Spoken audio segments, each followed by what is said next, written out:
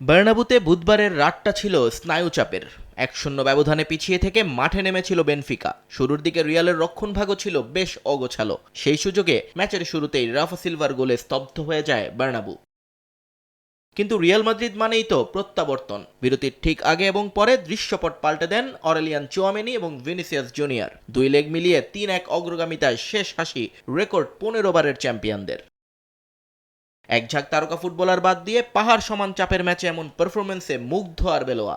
শিষ্যদের প্রশংসা করতে তাই কোনো কমতি রাখেননি তিনি। জয়ের আনন্দ থাকলেও মাদ্রিদিস্তা শিবিরে চিন্তার ভাঁজ কিলিয়ান এমবাপ্পের চোট।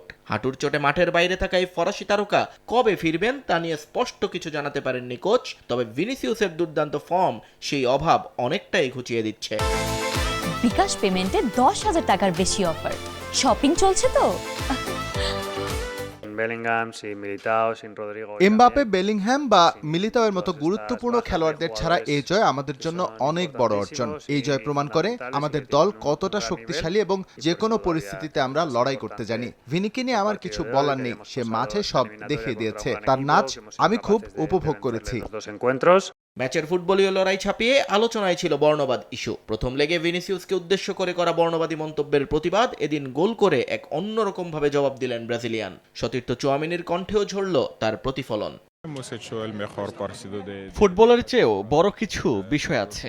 ভিনিসিয়াস মানসিকভাবে শক্ত ছিল, যার প্রতিফলন আমরা তার পারফরমেন্সে দেখেছি। আজকের এই জয় আসলেই বর্ণবাদদের বিরুদ্ধে জয়। তার এই উদযাপন আমাদের সবার। আগামী শুক্রবার ড্রতে নির্ধারিত হবে শেষ 16তে রিয়ালের প্রতিপক্ষ, যেখানে সম্ভাব্য প্রতিপক্ষ হিসেবে ম্যানচেস্টার সিটি অথবা স্পোর্টিং লিসবনের মুখোমুখি হতে পারে স্প্যানিশ জায়ান্টরা। নিয়ন মোহাইমেন, সময় সংবাদ।